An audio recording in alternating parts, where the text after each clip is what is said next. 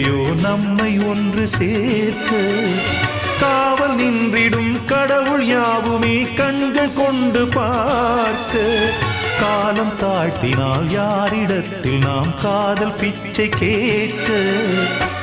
தெய்வம் காக்க வேண்டியே கையை நானும் ஏந்தினேன். திக்கு ஏதுமின்றியே துன்ப ஆற்றில் நீந்தினேன். இன்னும் ஏன் தாமதம் தீர்க்கவா சஞ்சலம். காக்கும் கைகள் வந்தே இங்கு கண்ணீர் துடைக்காதோ. நீதானே நாள்தோறும் நான் பாட காரணம். நீ